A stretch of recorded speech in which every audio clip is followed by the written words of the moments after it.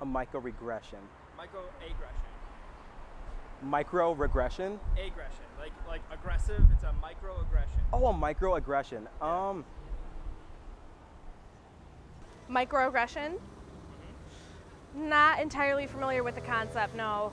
Microaggression? Something really small.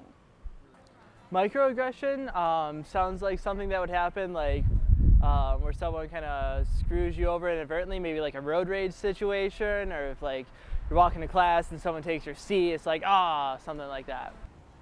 A little thing that sets you off and makes you really angry. Not necessarily physical aggression, but maybe just a small situation, verbal aggressiveness in a conversation. What is a microaggression? Really low. Yeah. Like a small aggression. I assume it's some slight use of the body or voice that offends people in some way. One time I experienced microaggression was I was at the Peanut Barrel the other day, or a couple weeks back, and there's a group of people at the other table just talking loudly about one of their friends, I guess, and about joking about his sexual orientation because they said that they knew he was gay before he came out because he liked Beyonce and wore bright colors and stuff like that. It was pretty insulting because I don't really like Beyonce. I mean, any more than I think the average person does. The most telling example I can think of that comes to mind actually is something that I've gotten a lot since I've been in college. One of the things that a lot of people ask when they find out that you're bisexual, at least in my case, when they find out that I'm bisexual, is they ask me the question, well, how gay are you? That question gets led into me as though I'm not really a gay man, but I'm not really a straight man either. So it's as though I'm living in some sort of weird gray area in between. And I don't think a lot of people realize that, but it's not exactly a question I appreciate getting. If you get asked, well, how gay are you? In my case, once, maybe once a semester, it's not that hard to be extremely patient. But if you're getting the same question thrown at you like every day, every other day, people you meet constantly, it's coming up, I imagine it becomes a bit more frustrating. The worst microaggression that I hear is, I don't know if they could play a straight person. I know there are things that we associate with someone being gay, but they're just a person. Why couldn't they place a straight person? What's the exact difference? Because you're not going to know the difference until they start hitting on you. Of course I can play a straight person. You wouldn't have known unless I told you. Well, I was the editor-in-chief of our school newspaper, and people just didn't know how to react to the younger black gay guy, as the editor-in-chief. If they didn't know me prior, because I was the entertainment editor prior to being editor-in-chief, they were surprised to see who I was when they finally met me. Oh, you're Brandon Henderson. Yeah, that's me. And you? I guess one time where I personally experienced a microaggression, I was at Theo's, which is this dingy little restaurant in Lansing, and I go there with my friends a lot, but a lot of times when I go, I'll go with my cousin who's female, or my friend Liz who's female, and they usually bring separate checks without even asking almost every time, or I'm there with a big group of people, mixed gendered.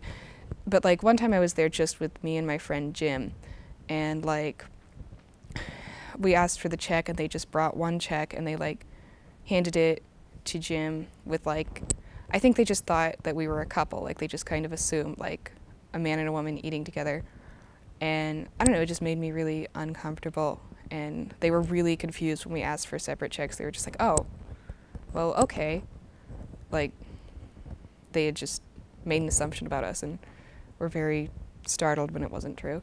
For a language learning activity, it was something like, describe your ideals, ideal wife or something. And she went through the guys, and that there's two of us in the class, and we were both gay, I think.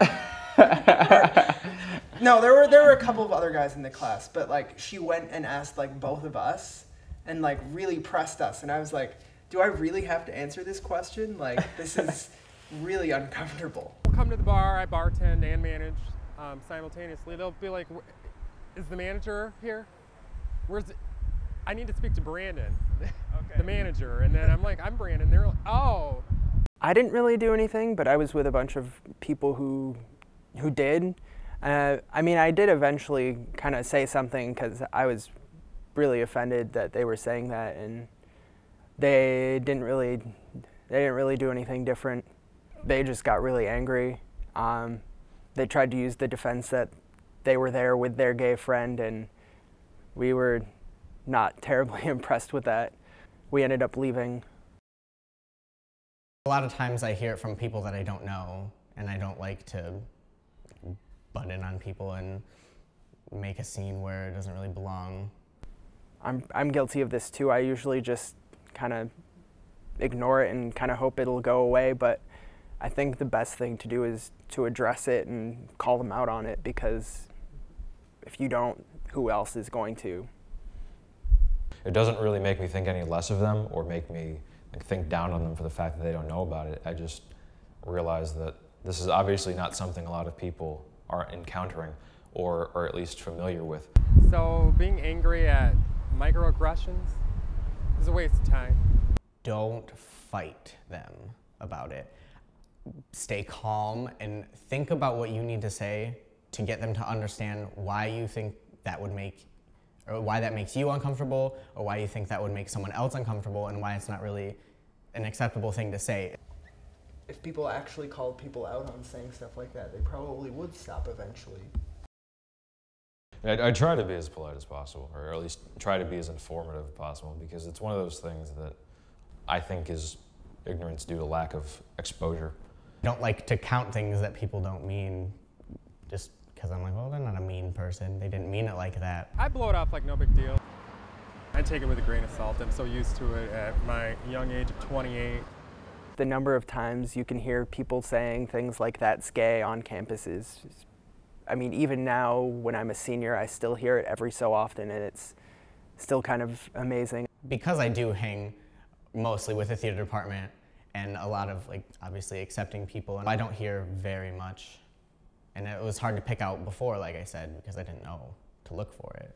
What I've encountered here is people who are very open, at least to finding out about other people's sexuality, or at least being open to hearing about it. I mean, I definitely heard that more when I was a freshman and in previous years, but I mean, it still happens. I personally haven't gotten too many of them, because whether I've been graced with good friends or whether I've just not encountered anybody who really relies on them too much, I haven't really encountered much else in the way of it, but I imagine there's probably a decent amount of prevalence.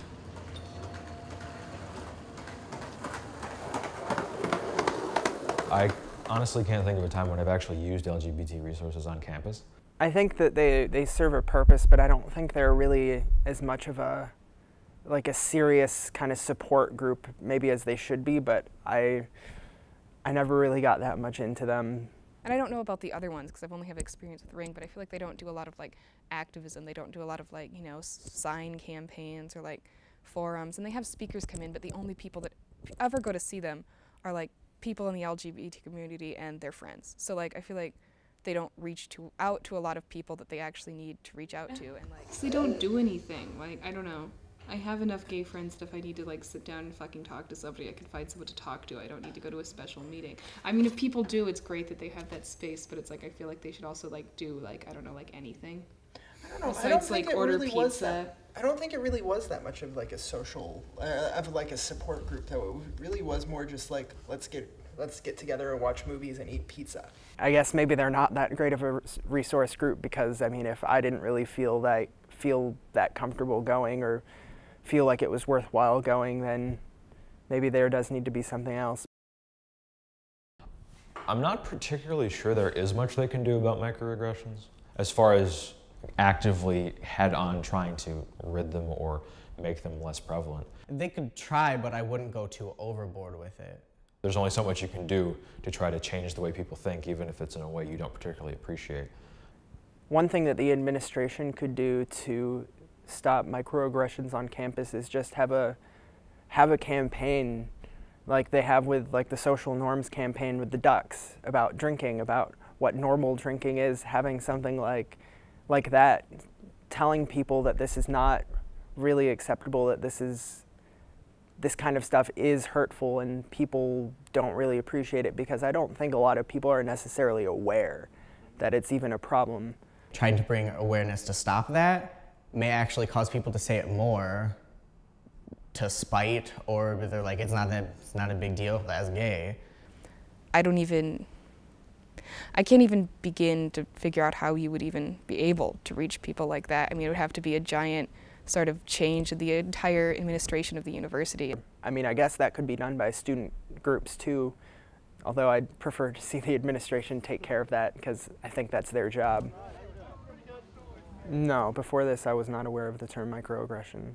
I wasn't aware of microaggressions prior to, I mean, yeah, I wasn't aware of it as a term. It definitely is nice to have a word for that kind of feeling that I've had before when those kinds of things happen.